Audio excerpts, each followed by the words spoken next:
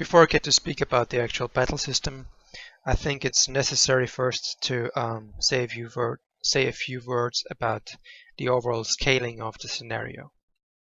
So one turn in the game represents half a day of real action.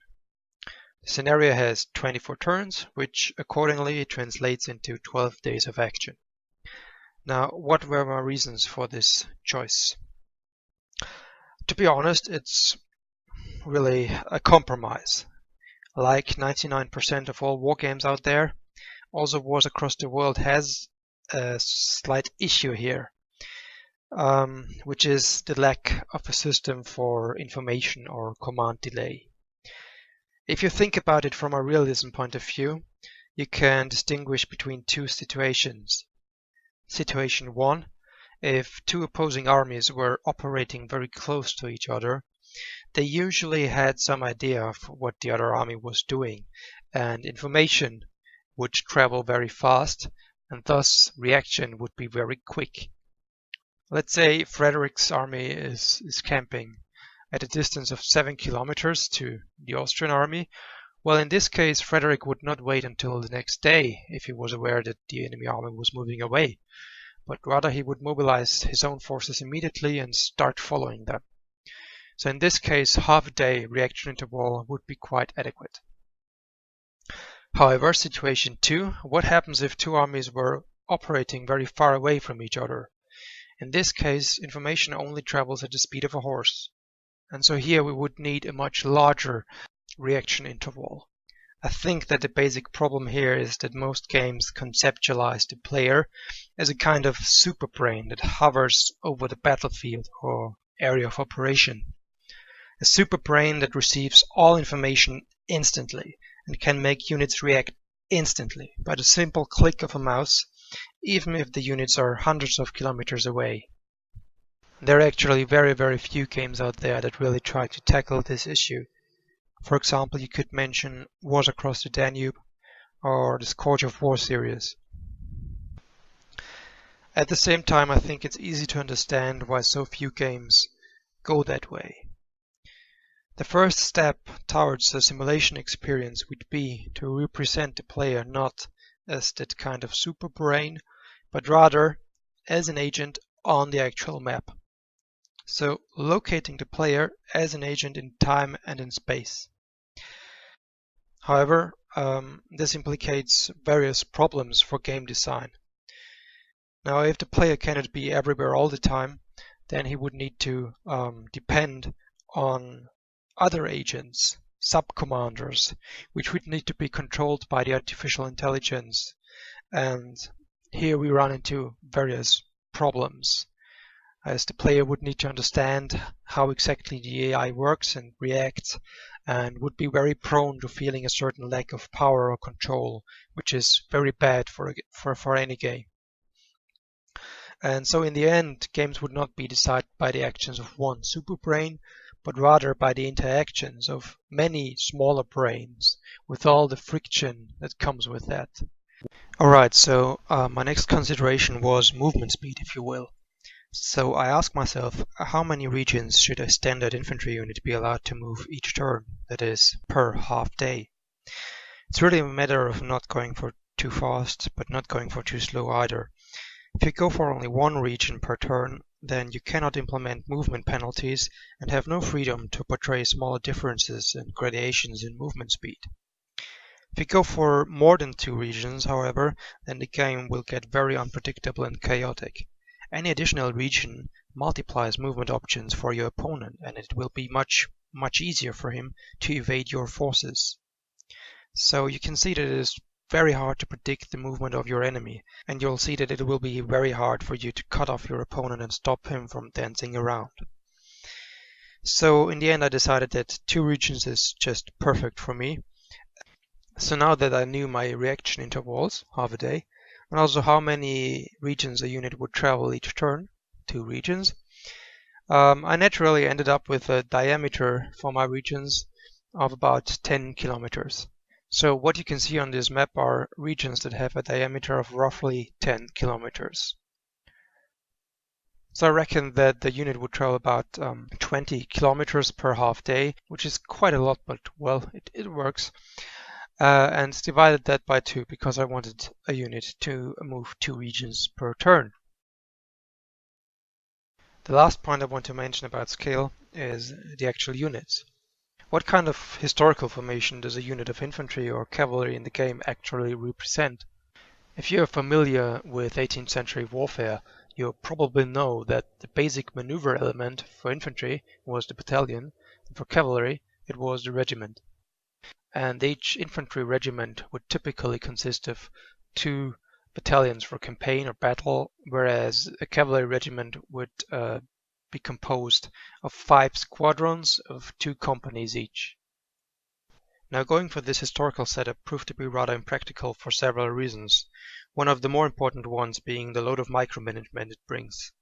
You would simply end up with too many units that would need to be concentrated in too few regions. And also the game's UI only lets you see 5 units per stack at once, so in the end you'd need to scroll through all the units in the stack very often, which gets annoying really fast. When it comes to the scale of units, it's also very important to bear in mind how the game actually works. For example, consider this. In the game, if a unit enters a region in which there's already an enemy unit, what happens is that a battle occurs. Now that sounds pretty familiar and logical, but well, think about what this actually means if we translate it into our scale. A unit, so let's assume it's a single infantry battalion, enters a region which according to our scale is an area with a diameter of 10 kilometers. So is a single infantry battalion really capable of detecting, tracking down and actually engaging an opposing infantry battalion within half a day? I reckon that might be rather difficult. If, however, we increase the unit scale, so let's say we make that 2 battalions instead of 1, then the whole situation becomes much more plausible. For cavalry, things are a bit different though.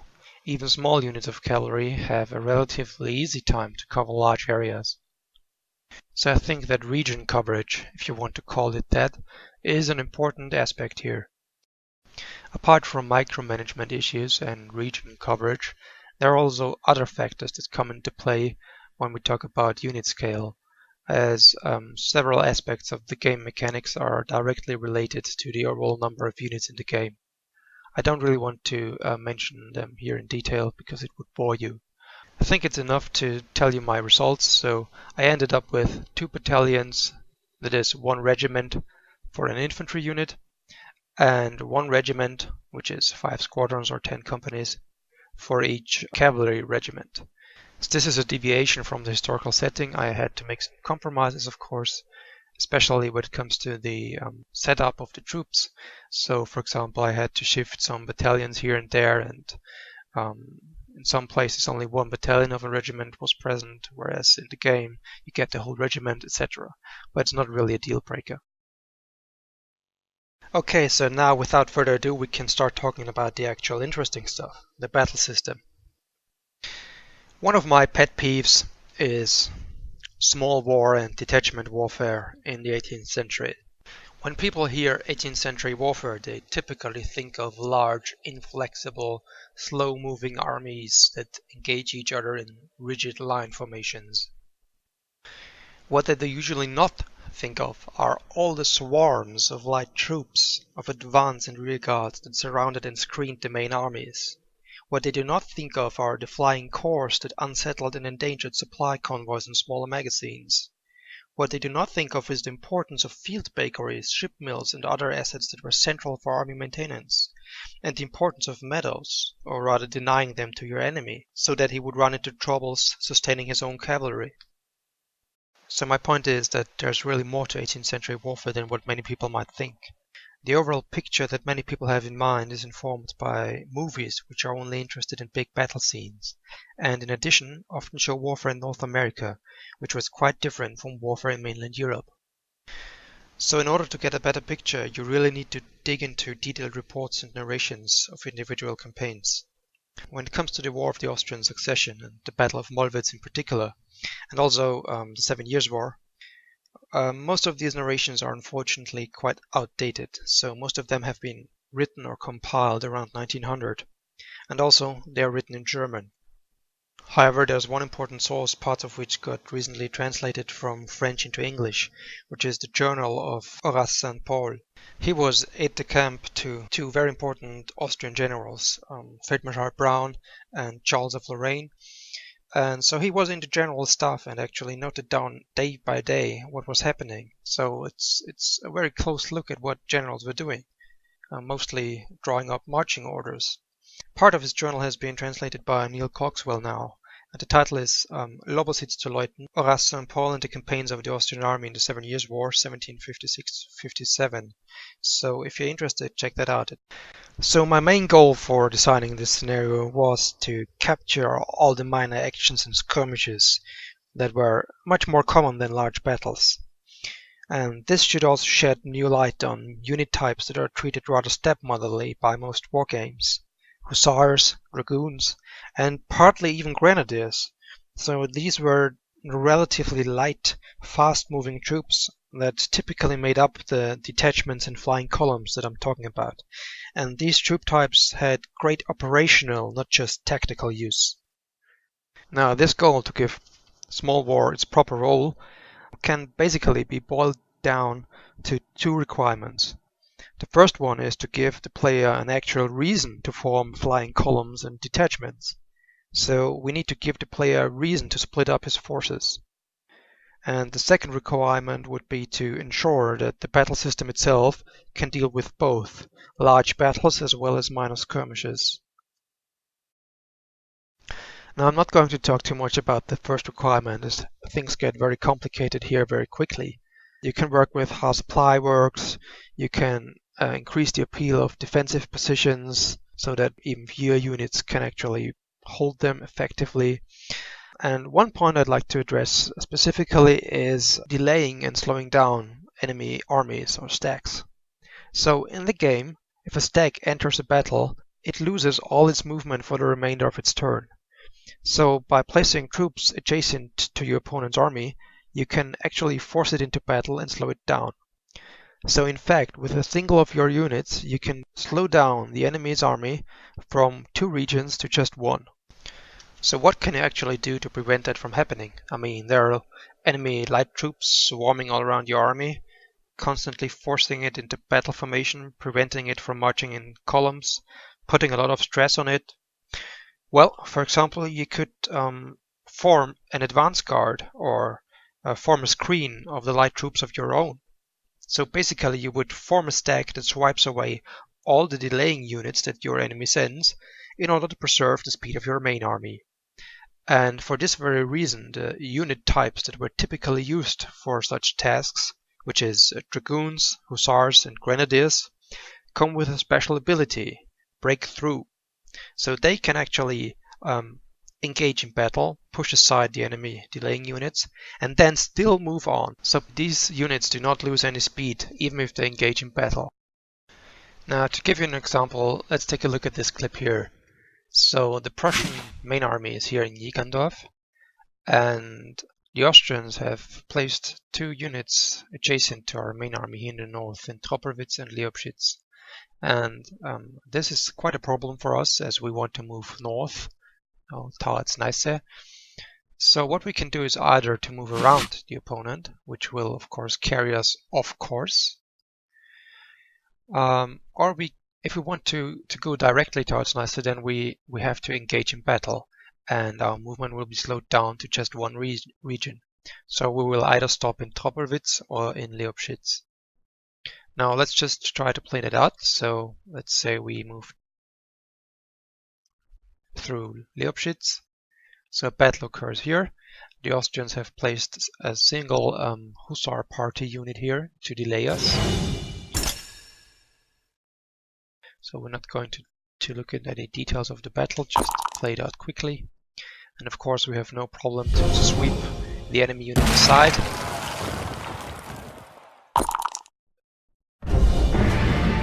Okay. But our main army will now be forced to stay in Leobschitz. However, as our main army also included some units that are capable of breaking through. These units can move on. So we have a unit of grenadiers here and a unit of hussars. So in this case, it is quite good to send those two units ahead to Hotzenplotz, so that now in the next turn, our enemy cannot move units here to slow us down once more.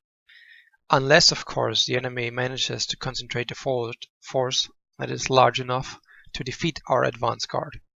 Okay, so you get the basic idea. So ideally you send out advance guards in the direction in which you want your main army to move in the next turn. This clip is also very good as it brings me to my next point. If you paid very close attention, you might have noticed that the Austrian Hussar party was destroyed. So the enemy unit did not just retreat, but it was really wiped out by our army in the pursuit phase. Now that's not really a satisfactory outcome for a game that tries to portray small-scale warfare. So one characteristic of light troops was that they always slipped away and evaded superior forces rather than getting destroyed by them. So you really need to enable the player to make aggressive use of his light troops. And this is especially true for Hussar units. So if you read some accounts of historical campaigns, you can often find Hussar units operating in rather small units. So unlike battle cavalry, Hussars would often operate as individual squadrons, often commanded by a very flamboyant leader such as the young von Zieten or Hardik. Also, if you think about what I've mentioned before when I was talking about unit scaling, then you will see that Hussars have no problems when it comes to region coverage. So as these were the fastest units around and very flexible and fast to react, even small Hussar units should not have any problems to cover relatively large areas. For these reasons, I decided to portray the Hussars in a quite, unique way in my scenario. Each regiment of Hussars is represented by two units actually. First, by a standard parent cavalry unit, and secondly, by a smaller party unit. Now the point is that whenever the party unit gets destroyed, it simply respawns in the player's next turn on the parent unit. The best way to imagine it is probably to think about Hussar regiments that regularly send out smaller parties on aggressive missions such as delaying the enemy army.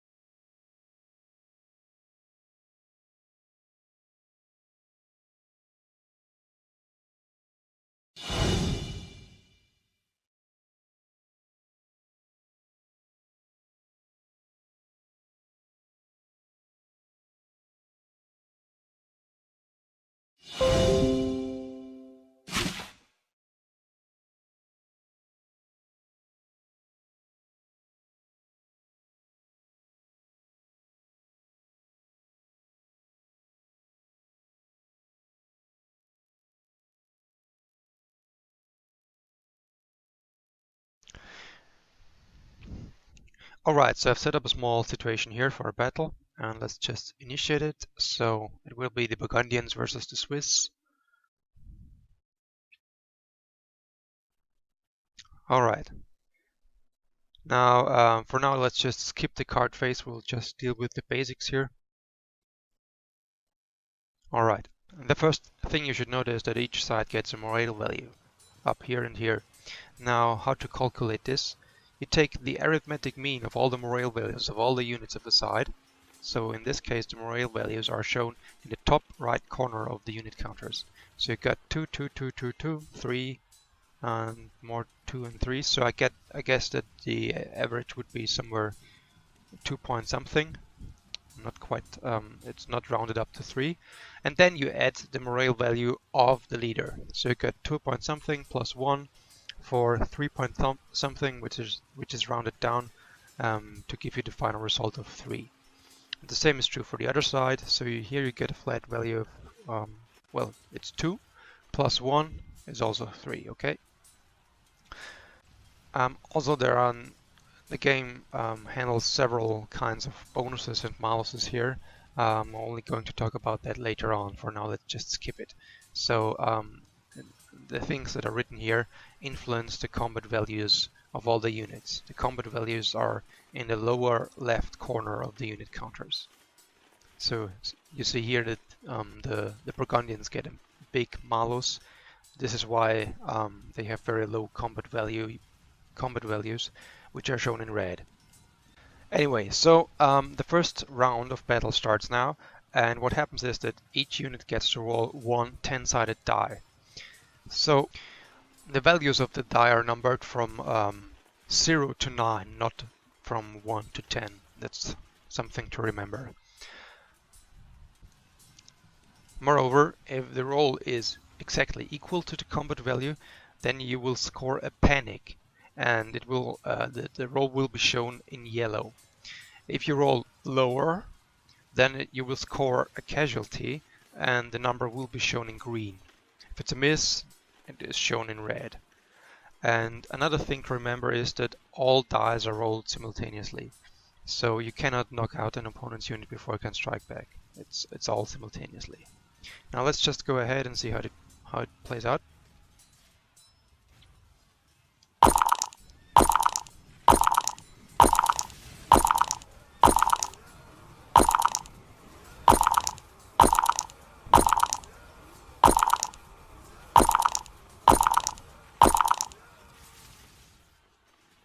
Okay, ignore the blinking units here for a moment. We'll just take a look at the results.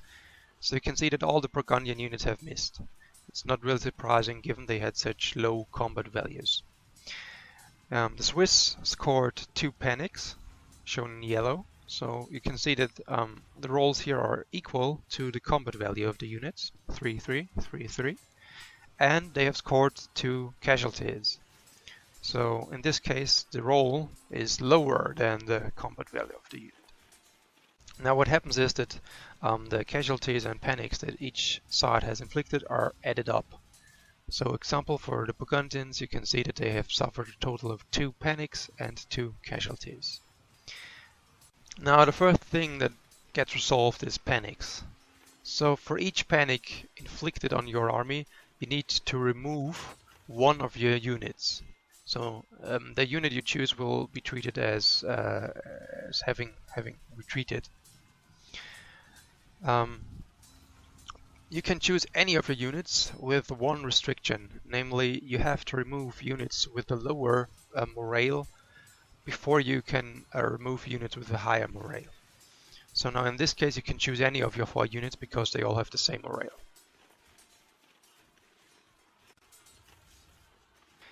And now watch what happens when I choose units.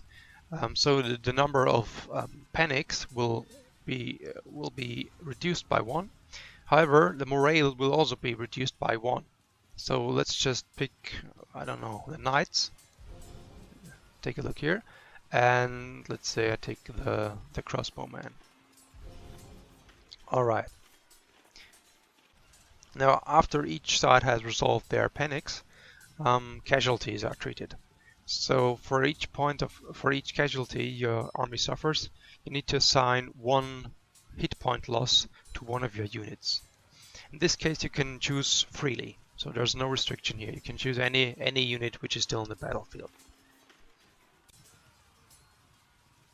Note, however, that some units have more than 1 hit point. So the unit of Culverines here has only 1 hit point, indicated by the green dot, whereas the unit of pikemen has 2 hit points. There are 2 green dots here. So what happens if I assign a loss of a hit point to the Culverines is that the unit will be destroyed because it only has 1 hit point. So it will be shifted over here to the cemetery, and also my morale will drop by 1. If, however, I assign the loss of a hit point to my pikemen, then they still have 1 hit point left. Now let's just do this. So first assign 1 hit point loss to the Culverines, which will destroy them, and 1 hit point loss to the pikemen, which will not destroy them. So after the casualties and the panics of each side have been resolved, the next thing that happens is that the game checks whether one side wants to retreat or rout. So it checks whether the morale of either side has dropped below 0. So 0 is okay, but if it's -1, it's a problem. Now, if one side has dropped below 0, then it needs to conduct a rout test. And this is basically a 10-sided die, and you get a 50% chance to pass. If you succeed, then everything is fine and the battle continues. If you fail this test, however, your side is routed and might get pursued by the enemy. We'll talk about that later on in the pursuit phase. If both sides' morale has dropped below 0, then I'm not quite sure. Only one side needs to test, so you cannot end up with both sides being routed. But I'm not quite sure which side it is. It's either the side which has suffered most casualties so far, or the side with the lowest morale. I'm not quite sure, to be honest. Alright, so in our case, the morale of both sides is still good, so it's not below 0. So what happens is the battle continues for another round. There's a maximum of 2 rounds per battle. So battles last up to a maximum of 2 rounds. If one side routs, it can also end earlier after the first round. So let's just initiate round 2. So it's just the same again. You roll a 10-sided die for each of your units. And in this case, it's pretty obvious that the pikemen stand no chance.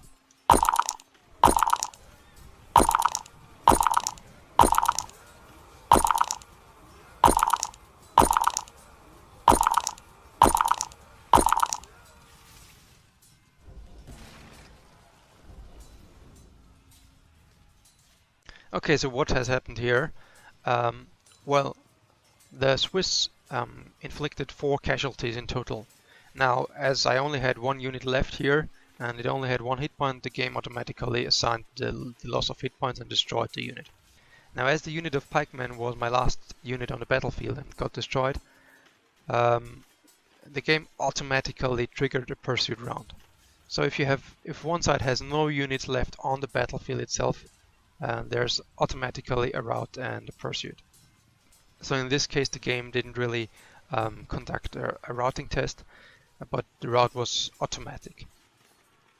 Now what happens if a pursuit is triggered is that the retreated units of the side re-enter the battlefield, so that now they can be pursued and suffer additional casualties.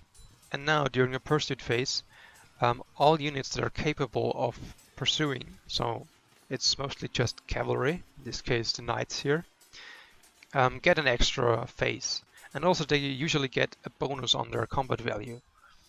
So this bonus is usually you take the number of retreated units of your opponent, which was 2, and then some terrains give an extra bonus. So in this case it was just the units here. So the knights had a combat value of 3 before, and now during pursuit round they get 5. 3 plus 2 for the 2 units which had retreated. And now what happens is that you just roll an extra die for each unit which is capable of pursuing. And it's worth noticing that during a pursuit round you cannot inflict any panics, only casualties. So even if the unit of knights here rolls a 5, it will still be a casualty and not a panic, because it's a pursuit round. Okay, so let's see if the knights are successful. Yes. Okay, so now the Burgundian player needs to assign 1 additional loss of a hit point. So one of these units is destroyed. I go for the crossbowman. So and that's the end of the battle, really.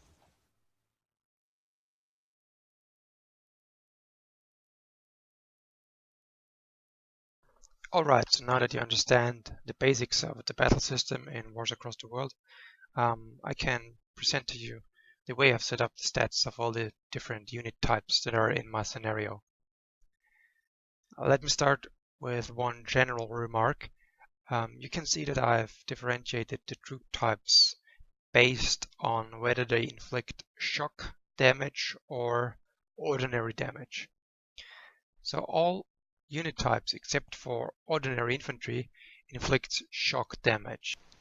What I mean by this is that the units that inflict shock damage here, they can only score panics during an ordinary round of battle and will never inflict actual casualties. So if you remember, if a unit in the vanilla game, if a unit rolls equal to its combat factor, then it scores a panic. If it rolls lower, then it scores a casualty. Now in this case, all these units here also score a panic if they roll lower than their combat value. And also I wanted to point out that units that inflict panic damage are quite a bit more effective than units that that inflict ordinary casualties, simply because of the fact that units that retreat due to panic are immediately taken off the battlefield and can no longer take part in the battle in a potential round 2 of the battle. Whereas units that suffer casualties might still have a hit point left and stay on the battlefield. And also you need to consider morale. So if a unit panics, the morale is automatically dropped by 1. If, however, a unit suffers the loss of a hit point but still has a hit point left and stays in battle, then the morale stays the same. So really in the short term, units that inflict shock damage are much more effective than units that inflict casualties. Okay, so now what's the reason for me to differentiate between these two types of damage? Well, basically speaking, I wanted to represent both undecisive skirmishes as well as decisive battles within the frame of this combat system. And the way you can achieve this is by making lots of use of the panic and rout and pursuit mechanism. So you really get two types of situations in which lots of casualties might happen in the scenario. The first type of situation is a large battle with lots of ordinary infantry. So in this case, the battle will really be attritional and very bloody, as ordinary infantry can inflict casualties during an ordinary round of battle. The second type of situation in which casualties will rise is a very decisive battle, which is basically speaking a battle in which one side is routed and the other side pursues. So in this case, remember that even units which are usually only inflicting panics can actually inflict casualties. So what happens is that all units that are allowed to pursue, so basically it is dragoons and hussar units, get an extra round of combat and can then inflict actual casualties on the opponent. So really, if you think about it, the whole routing and pursuit mechanism is a switch that determines whether an engagement is a decisive battle or just a minor skirmish with relatively few casualties. Now, and even if the game creates lots of undecisive skirmishes because of this, these skirmishes are still important from an operational point of view, because remember, the side that gets defeated in battle is forced to leave the region in which the battle took place. So even if there are not a lot of casualties, the battle might still be decisive from an operational point of view. So to a certain extent, if you put lots of emphasis on morale, routes and pursuits rather than on actual casualties, you end up with a system in which you can actually use your troops and engage aggressively and have them fight a lot without immediately losing them. So you can engage the enemy again and again, and the results will be decisive from an operational point of view, but at the same time you have a pretty high chance to preserve your force. So you're not going to risk your units all the time. I think that this is very important because otherwise you just end up with one giant clash and everyone is dead. So now we can go through the units one by one. Let's start with the ordinary infantry. They have a combat power of 2 and they do not exclusively inflict panics, but also ordinary casualties. So what this means is that on a roll of 0 or 1, they will inflict a casualty. So they have a 20% chance to inflict a casualty. And on a roll of 2, they will inflict a panic, a 10% chance. Now their combat power seems pretty low at first sight, but this is a bit misleading as the unit gets a reroll. So if the first roll is a miss, they get to roll the die a second time. So you end up with infantry units that are pretty reliable. They have a very high chance to hit something if you consider their reroll, but they're not that good in knocking enemy units out of the battle. So because they only inflict casualties, and casualties, as I've mentioned before, are relatively slow to take real effect, because the enemy will always try to spread out the casualties evenly across all his units, so they stay in the battle for longer times.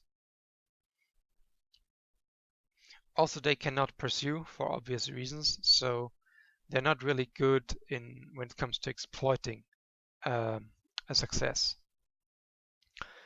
One important thing is that they count as heavy units. I use this ability here for infantry units. You can see that grenadiers and ordinary infantrymen are heavy, whereas all the cavalry units are not heavy. So I use this basically as a mean to distinguish between infantry and cavalry, and it is only used in difficult terrain. So this factor here is not used in the open terrain, but only in difficult terrain in which infantry is more useful than cavalry. So the way it works is that side which has a significantly lower amount of infantry in difficult terrain gets an additional combat malus for all its troops. So I can show you an example of this later on from an actual battle. Also, infantry cannot break through.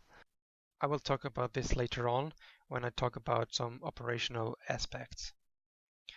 Infantry has 2 hit points like most of the other units, and the morale is for all of the units 3. So you can see that I've pretty much ruled out morale for my scenario here.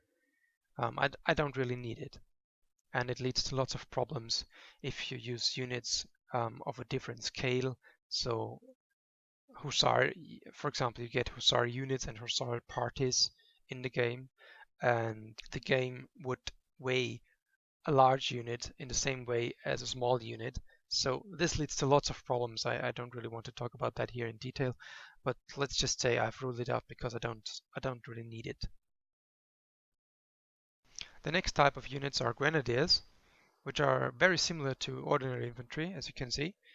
However, they inflict shock damage, so that means they are pretty good at knocking out opposing units and prevent them from taking part in a second round of the battle.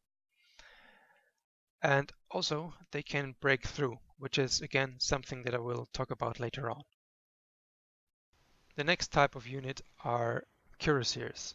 So they are the pinnacle of battle cavalry, mounted on very heavy, large horses, and they're supposed to break enemy formations on the actual battlefield. They have a very high combat power, so they're very effective at breaking enemy formations, but still they are unreliable. I mean, you have a 50% chance to hit. So it's like it should be. Cavalry is unreliable. They inflict only shock damage, so that means they are very well suited to break the enemy, but need to rely on other units to actually pursue the enemy. I think that this is a very nice representation of how they actually worked. They cannot pursue. They are mounted on heavy horses.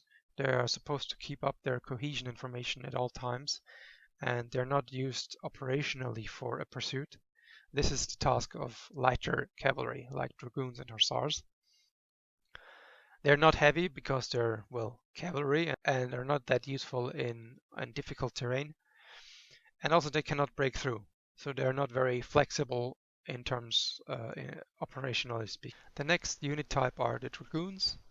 So they are not as good as cuirassiers when it comes to breaking enemy formations on a battlefield, but also they act in the same way, so they inflict panics.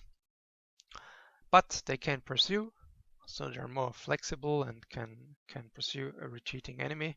And I'm not quite sure whether I will allow them to break through. So this is something that is still open for testing. Now the hussars come in 2 types of units. which will be explained later on when I talk about the operational aspects. So you get the Hussar regiment itself, which is a large unit, and you get smaller parties of Hussars. So the Hussar unit itself is the weakest of all cavalry units, so they're not really very good when it comes to breaking enemy formations on the battlefield. They can pursue, of course, and they can also break through, which makes them very useful on the operational scale.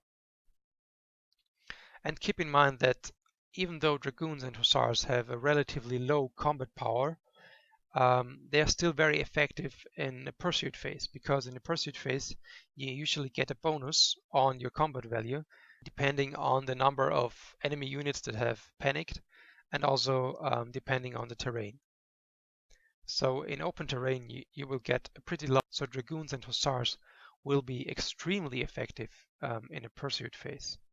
And the last type of unit is the Hussar party, which is a very, very weak unit, but very interesting on the operational scale.